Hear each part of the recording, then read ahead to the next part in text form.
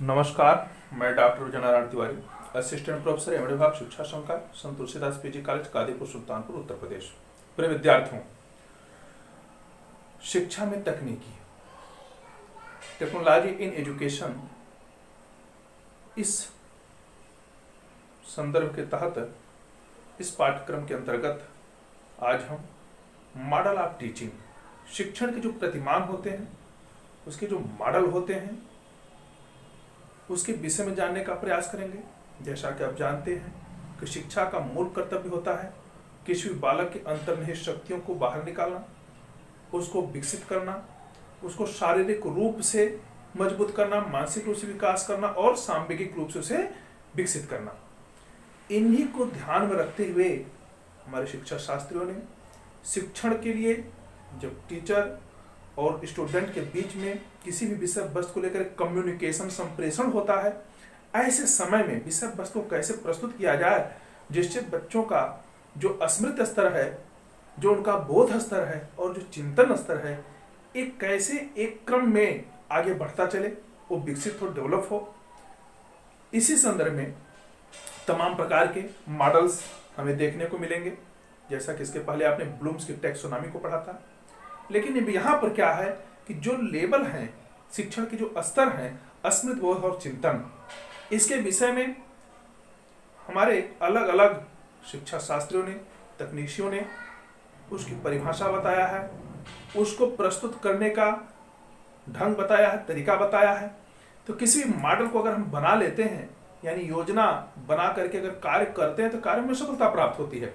ठीक उसी प्रकार से अगर हमें टीचिंग का कार्य करना है, शिक्षण का कार्य करना है, तो बच्चों के स्मृति लेवल को कैसे बढ़ाएंगे, उसके लिए एक योजना, मॉडल बनाना, एक प्रतिमान बनाना और उसी के आधार पर शिक्षण कार्य करना।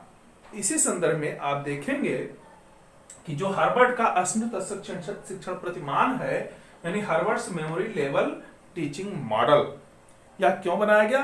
क्योंकि जैसे बचपन में तमाम प्रकार के हमें पहाड़े सिखाए गए, गिनतियां सिखाए गए, ककहरा सिखाया गया, इतना ही नहीं, हमें शब्दार्थ सिखाए गए, भावार्थ बताए गए, डिक्शनरी के कुछ शब्दों को याद करना पड़ा, कभी कभी सूत्रों को याद करना पड़ा, गणित है, विज्ञान है, उनको किस प्रकार से प्रयोग में लाना है, सिद्धांतों को रटाया गया। तो ये जो रटने की प्रवृत्ति होती है, जिसके आधार पर हम अपने पूर्व ज्ञान में वृद्धि करते हैं कि जो कुछ हमने सीखा है उससे और अधिक सीख लेंगे, तो आज का सीखा हुआ ज्ञान कल के लिए हमारे पूर्व ज्ञान होता है। तो रटी हुई चीजें जो हमें बचपन में देखने को मिली, लेकिन आज क्या है, हम पहाड़े पढ़ते हैं, रटा हुआ है, स्मृति स्तर पर मजबूत है, आज उस कार्य को हम सरलता से कर लेते हैं।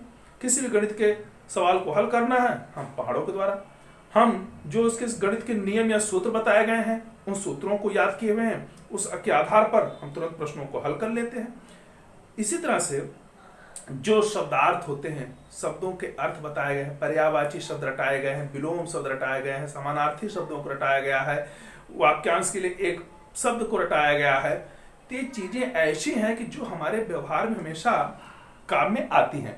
इसी मेमोरी लेवल को बढ़ाने के लिए जो हमारा कल का सीखा हुआ ज्ञान अवचेतन मन में स्थित है, वह सदैव और मजबूत हो जाए, प्रभावी हो जाए। इसी को दृष्टि में रखते हुए जो शिक्षण के स्तर बनाए गए हैं, जिसमें मेमोरी लेवल को सबसे पहले रखा जाता है, जिसको हार्वर्ड ने अपना प्रतिमान के रूप में, एक मॉडल के रूप में विकसित किया है, उसको हम यहाँ देखने का प्रयास करेंगे। तो देखिए, किसी भी मॉडल को बनाने के लिए, किसी भी प्रतिमान को समझने के लिए सबसे पहले 4 चीजें आवश्यक होती हैं। कौन कौन सी? देखिए, उद्देश्य, फोकस, उसकी संरचना, सिंटेक्स कैसी होनी चाहिए, सामाजिक प्रणाली में सोशल सिस्टम उसका कैसा होना चाहिए, और मूल्यांकन प्रणाली, सपोर्ट सिस्टम पर हमें ध्यान देना पड़ेगा। तो 4 चीजों को देख करके अगर हम कार्य को करते हैं, तो हमारा वह मॉडल जो बनाया जाएगा वह निश्चित रूप से प्रभावी हो सकता है। इसीलिए जो हार्वर्ड है, इन्होंने मेमोरी लेवल टीचिंग का लेवल जो बनाया, मॉडल बनाया, वह कैसा बनाया? उसके 2 पक्ष का, एक प्रतिमान पक्ष। प्रतिमान पक्ष का प्राय है कि जिसके अंतर्गत हमें कार्य को करना है, जैसे उद्देश्य, संरचना, सामाजिक प्रणाली और मूल्यांकन प्रणाली।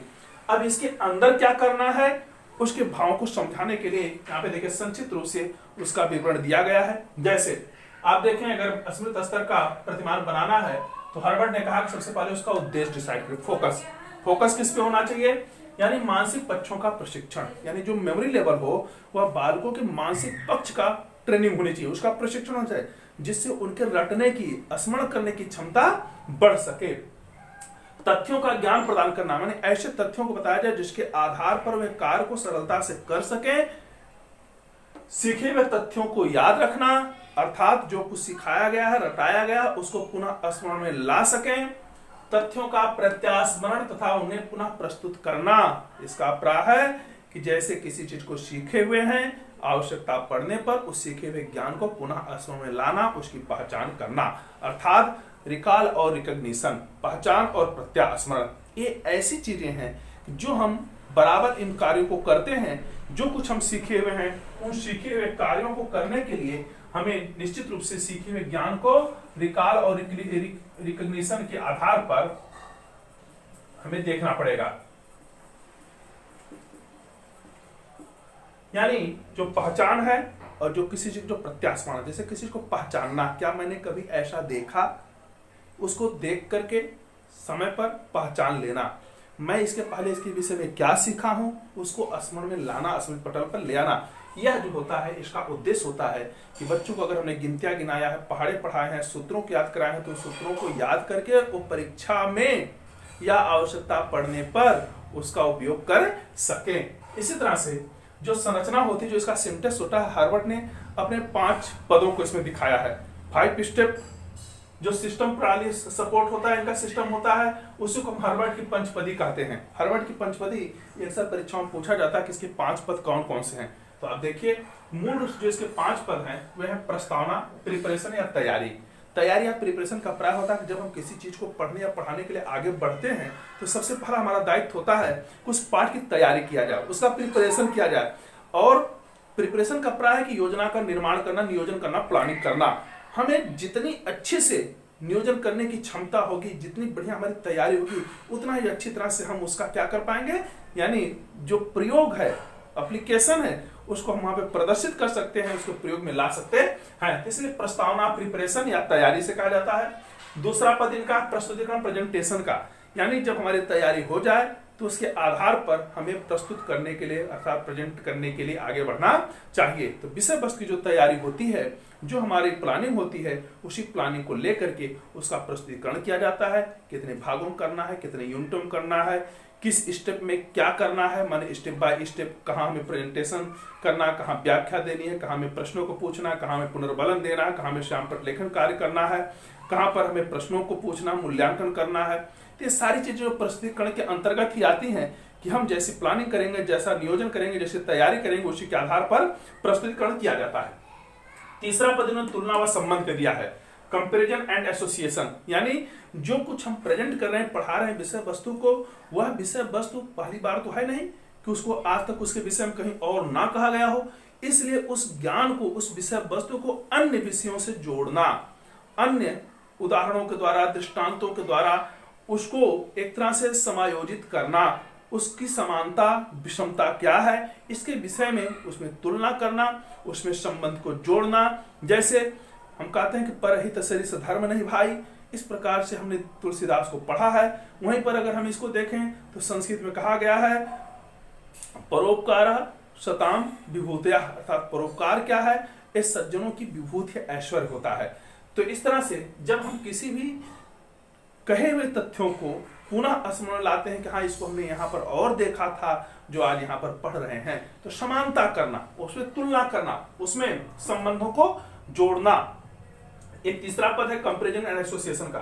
चौथा पद है निष्कर्ष व सामान्यीकरण। जब हम पढ़ा लेते हैं तो उसके आधार पर उसका मूल्यांकन किया जाता है। उसमें एक तरह से देखा जाए तो निष्कर्ष और सामान्यीकरण क्या होता है, यानी हमने क्या सीखा उसका निष्कर्ष निकाला, उसका कंक्लूजन किया जाता है, उसका मूल्यांकन किया जाता है और उसके आधार पर यह बताने का प्रयास होता है कि मैंने सीखा तो उसका जनरलाइजेशन अर्थात नियमीकरण या सामान्यीकरण में कैसे कर सकता हूं। जैसे कहा जाता है ना कि भाई इस पाठ से हमें ये लर्निंग मिलती है, शिक्षा मिलती है। तो जो कुछ हम लर्न करते हैं, जो कुछ हम सीखते हैं, जितना हमारा ज्ञान उस समय हमें प्राप्त होता है, अर्जित होता है, जिसके आधार पर हम व्यवहार में उसको प्रदर्शित कर सकते हैं, वह चौथा स्टेप निष्कर्ष और सामान्यीकरण के द्वारा ही जाना जा सकता है। यहीं पर हम कमियों को और अच्छाइयों को दोनों को समझ सकते हैं, बूझ सकते हैं। पांचवा पद होता है प्रयोग तथा अभ्यास एप्लीकेशन का। यानी यहाँ पर क्या है कि अब सीखे हुए ज्ञान को अब हम प्रस्तुत कर सकते हैं। यानी एक बालक अब उस सीखे हुए ज्ञान के आधार पर उसका प्रयोग कर सकता है, उसका अभ्यास कर सकता है, उसका असाइनमेंट ले सकता है, एप्लीकेशन कर सकता है, उसमें होमवर्क कर सकता है, उसको प्रश्नों को दिया जाए तो उसको सॉल्व कर सकता है। तो जो ये 5 पद होते हैं हर्बर्ट के, यही पंचपदी कहलाते हैं, 5 स्टेप थियरी कहलाते हैं, जिसमें प्रस्तावना, प्रिपरेशन का प्राय होता है। किसी विषय वस्तु को सबसे पहले पढ़ाने के पहले उसकी पूरी तैयारी करना, उसके लिए प्लानिंग करना, नियोजन करना, उसमें ऑडियो विजुअल इत्यादि जो भी कुछ श्रव्य दृश्य सामग्री है उन समस्त सामग्रियों को इसमें प्रस्तुत करने के लिए तैयार रखना। दूसरा जो प्रस्तुतिकरण प्रेजेंटेशन ये दूसरा स्टेप होता है। इसके अंतर्गत क्या होता है कि हम विषय वस्तु जैसी तैयारी करते हैं, जैसी प्रस्तावना रहती है, पूर्व ज्ञान के आधार पर जो कुछ तैयारी की है उसको नवीन ज्ञान से जोड़ने के लिए हमें कैसे प्रस्तुत करना है, किस प्रकार के उदाहरणों को लेना है, किस सूत्रों को लेना है, कहां से ज्ञान से अज्ञान की विधि को लेना है, किस प्रकार के टेक्निक और टैक्टिक्स को प्रयोग में लाना है, उसकी व्यूह रचना कैसी की गई, उसे हम प्रस्तुत जैसे करते हैं जिसके आधार पर बच्चों को हर चीज बिल्कुल अच्छी तरह से समझ में आ सके, यह होता है प्रस्तुतिकरण। यानी इसको पाठ्य वस्तु को कई भागों में विभाजित किया जाता था, छोटे छोटे अंशों में बांट करके फिर उसको पढ़ाते हैं, जिसके आधार पर फिर उनका मूल्यांकन कर सकते हैं और ज्ञान को माने विश्लेषण से संश्लेषण की विधि के आधार पर अपने छोटे छोटे टुकड़ों को पढ़ाते पढ़ाते हम पूरे पाठ को पढ़ा लेते हैं। एक प्रस्तुतिकरण का भाव होता है। तीसरा होता है तुलना व संबंध के अभिप्राय में आपने समझा, इसमें कंपैरिजन और एसोसिएशन किया जाता है। माने जो कुछ विषय वस्तु हम पढ़ रहे हैं, पढ़ा रहे हैं, जो हमारी तैयारी है उसके आधार पर हम व्याख्या करते हैं, विषय वस्तु से संबंधित चीजों को लाने का प्रयास करते हैं, तो ये भी देखते हैं क्या ये चीजें कहीं और हमें देखने को मिली है, क्या इसका उदाहरण या दृष्टांत कुछ और प्रस्तुत किया जा सकता है। जब हम इस प्रकार से उस ज्ञान को बालक के वातावरण से या कहे गए अन्य लोगों के सिद्धांतों से, तर्कों से समायोजित करते हैं, संबंधित करते हैं, तुलना करते हैं, तो उसी को हम तुलना या संबंध, कंपैरिजन एंड एसोसिएशन नामक पद के अंतर्गत लेते हैं। चौथा जो निष्कर्ष सामान्यकरण वाला पद होता है, जनरलाइजेशन, इसमें आपने क्या देखा, इसमें सबसे पहले ये होता है कि जो कुछ हमने अब तक तैयारी किया था, जिस तैयारी के आधार पर उसका प्रस्तुतिकरण किए हैं, जिसके आधार पर हम अपने बातों को कहने के लिए, व्याख्या करने के लिए, विषय वस्तु को स्पष्ट करने के लिए, क्लियर करने के लिए हमने उसमें तुलना या संबंध अर्थात अन्य विषय वस्तुओं को लाकर के समायोजित किया है। अब उसका निष्कर्ष निकालते कि वास्तव में सिखाया हुआ ज्ञान बच्चों को कितना आया, क्या वे इस चीज को सीख पाए। जो मैं उद्देश्य लेकर के चला था कि बच्चों के अंदर इस विषय वस्तु के प्रति जागरूकता आएगी, उनके अंदर रुचि उत्पन्न होगी, उनकी जो टेंडेंसी बन जाएगी कि मैं सीख सकता हूं, व्यवहार में उस चीज को प्रदर्शित कर सकेंगे। अब यहाँ पर होता है कि उसके हम सामान्यकरण को देखते हैं, निष्कर्ष को मूल्यांकन के आधार पर देखते हैं कि बच्चों ने कितना सीखा। उनके सीखे हुए ज्ञान का मूल्यांकन करने के लिए हम बोध प्रश्न पूछते हैं, मूल्यांकन के प्रश्न पूछते हैं, पुनरावृत्ति के प्रश्न पूछते हैं, उनसे कुछ लिखने को कहते हैं। रिटन और ओरल दोनों प्रकार से हम कार्यों को करते हुए एक निष्कर्ष निकाल लेते हैं कि बच्चा कितना सीखा है, कितना अभी बकाया रह गया है। पांचवा पद प्रयोग तथा अभ्यास एप्लीकेशन में यही बताता है कि अब बच्चे पूरी तरह से सीख चुके हैं, उनको अब अभ्यास के लिए हम तैयार करते हैं, उनसे हम टेस्टिंग ले सकते हैं, उनके बिहेव की चेकिंग कर सकते हैं, जांच कर सकते हैं। तो इस तरह से प्रतिमान पक्ष में उद्देश्य और संरचना के अंतर्गत 5 स्टेप का आपने देखा, हर्बर्ट के पंचवदी को देखा। तीसरा इसमें होता है सोशल सिस्टम, सामाजिक प्रणाली। सामाजिक प्रणाली से प्राप्त होता है कि इसमें शिक्षक और छात्र दोनों के संबंधों को देखा जाता है। यानी कक्षा में शिक्षक की सक्रियता होती है, जो स्मृत स्तर का प्रतिमान होता है, शिक्षण होता है, उसमें शिक्षक बहुत ही सक्रिय होता है। वह एक जैसा कार्य करता है ठीक बच्चे उसका अनुकरण करते हैं। यानी शिक्षक अधिक तत्पर सक्रिय होता है, बच्चे उसकी अपेक्षा में कम सक्रिय होते हैं। छात्रों के सामने पाठ्य वस्तु का प्रस्तुतिकरण, माने शिक्षक छात्रों के सामने अपनी पाठ्य वस्तु का प्रस्तुतिकरण करता है। नियंत्रण व प्रेरणा अर्थात वह पूरी तरह से छात्रों पर नियंत्रण रखता है, कंट्रोलिंग करता है, उसका अनुशासन जैसा होगा उसी प्रकार से छात्रों को मानना पड़ता है और वह उनको प्रेरित करता है तुम कैसे सीख सकते हो। इसमें स्मृत स्तर पर छात्रों का स्थान यह गौण होता है और शिक्षक का स्थान जो होता है वह प्रधान या मुख्य होता है। शिक्षक आदर्श व अनुकरणीय होता है, माने शिक्षक का चरित्र ऐसा होना चाहिए जो एक आदर्श हो और वह कर्तव्यनिष्ठ हो, अनुकरणीय हो, समय का पालक हो, वह विषय का ज्ञाता हो, जिसके आधार पर छात्र उसका अनुकरण कर सके। तो जो सामाजिक प्रणाली सोशल सिस्टम है, इसमें मूल रूप से क्या होता है, यानी कक्षा में शिक्षक सक्रिय होता है, शिक्षक एक आदर्श होता है, शिक्षक अपनी विषय वस्तु को प्रस्तुत करने के लिए वह छात्रों पर पूरी तरह से नियंत्रण रखता है, वह उन्हें अप्रेरित करने की क्षमता से ओतप्रोत रहता है। इतना ही नहीं, शिक्षक के कहने के आधार पर ही, उसके अनुसार ही छात्रों को चलना पड़ता है। अर्थात शिक्षक अगर चाहे तो छात्र उस विषय वस्तु को पढ़ेंगे, वो ना चाहे तो पढ़ने के लिए उनको रोक भी सकता है। यानी स्मिथ लेवल पर शिक्षक की गाइडलाइन ये मानना छात्रों के लिए उनकी मजबूरी होती है। अर्थात इस लेवल पर जो शिक्षण होता है वह अध्यापक केंद्रित होता है, शिक्षक केंद्रित होता है, टीचर सेंटर्ड होता है, ना कि बाल केंद्रित। मूल्यांकन प्रणाली, सपोर्ट सिस्टम। सपोर्ट सिस्टम माने इसमें अब हम किस प्रकार से बच्चों का मूल्यांकन करेंगे। इसके लिए दो प्रक्रिया होती है, एक तो लिखित, दूसरी मौखिक। यानी हम बच्चों को लिखित रूप से जांच सकते हैं कि जो कुछ हमने सिखाया ज्ञान क्या वे उसको व्यवहार रूप में लिख करके दिखा सकते हैं। दूसरा आता मौखिक रूप से, क्या उनकी अभिव्यक्ति बोलने की क्षमता विकसित हो पाई है। परीक्षा में रटने पर जोर, इसके लिए क्या होता है कि छात्रों को रटने पर ज्यादा जोर देने के लिए कहा जाता है कि तुम इसे रटो, जब तक नहीं रटोगे तब तक इस चीज को तुम प्रस्तुत नहीं कर सकते हो। रटा हुआ ज्ञान आगे चल करके तुम्हारे कार्य में आएगा। इस तरह से इस रटने पर जोर दिया जाता है। वस्तुनिष्ठ परीक्षा में प्रत्यास्मरण तथा पहचान पर विशेष बल दिया जाता है। अर्थात यहाँ पर तमाम प्रकार के वस्तुनिष्ठ प्रश्नों को रखा जाता है, इस प्रकार की परीक्षा ली जाती है जिसके आधार पर उन्हें प्रत्यास्मरण और पहचान के लिए उकसाया जाता है। जैसे कोई प्रश्न दे दिया जाए, उसके 4 विकल्प दे दिए जाए, उसमें यह देखना है कि इसका उत्तर कौन सही है, ABCD में से क्या है। इस तरह से प्रत्यास्मरण और पहचान से संबंधित तमाम प्रकार के वस्तुनिष्ठ प्रश्नों की तैयारी करके हम बच्चों के सामने रख करके उससे उनका मूल्यांकन कर सकते हैं। उसके सपोर्ट सिस्टम के आधार पर उनके ज्ञान का, मेमोरी लेवल का पूरी तरह से हम निष्कर्ष निकाल सकते हैं, मूल्यांकन कर सकते हैं कि उन्होंने कितना सीखा, अचीव किया।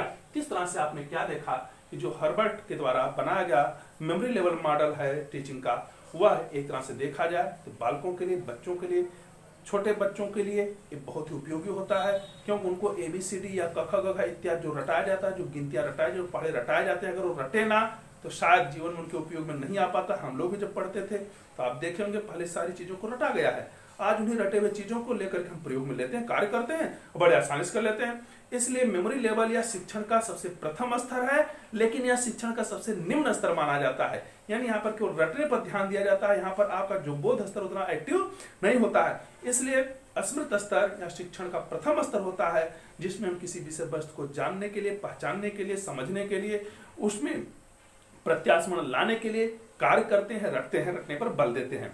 और जो हमारे इसके प्रतिमान बनाए गए उद्देश्य, संरचना, सामाजिक प्रणाली और मूल्यांकन प्रणाली, इन्हीं चारों के अंतर्गत समस्त मॉडल को बांध दिया जाता है। अर्थात उसको नियोजित किया जाता है, किसके अंतर्गत कौन सा कार्य करना है यह डिसाइड कर दिया जाता है, कब कौन कार्य करना है वह उसका एक सिस्टम बना दिया जाता है। इसीलिए यह एक वैज्ञानिक प्रणाली हो जाती है। यह मॉडल एक वैज्ञानिक प्रतिमान का रूप लेता है जिसके आधार पर कार्य करने से हमें पूर्ण सफलता मिलती है। इसलिए शिक्षण का प्रथम चरण जो होता है, प्रतिमान जो होता है, वह स्मृत स्तर का होता है। इस प्रकार के प्रश्न जो है अक्सर परीक्षाओं में पूछे जाते हैं, और अगर एक शिक्षक अगर इस चीज को पहले से जानता है तो निश्चित रूप से उसके जीवन बहुत ही सफलता के द्वार खोलता है। उसका शिक्षण कभी भी डिस्टर्ब नहीं हो सकता, उसके कॉन्सेप्ट हमेशा क्लियर होते जाते हैं। इसलिए इन तकनीकी शिक्षा के अंतर्गत जो शिक्षण के लिए विधियां बताई जाती है, जो मॉडल बनाए जाते हैं, उनकी उपयोगिता बढ़ जाती है। तो अगर ये वीडियो आपको पसंद आया हो तो आप चैनल को सब्सक्राइब कर लें, वीडियो को लाइक करें, अधिक से अधिक आप शेयर करें। यदि आप हमारे इसी प्रकार से ज्ञान विज्ञान की विषय वस्तु को, तथ्यों को तुरंत जानना चाहते हैं तो जो बेल आइकन है, घंटी का निशान दिखाई पड़ रहा है, उसको दबाएं।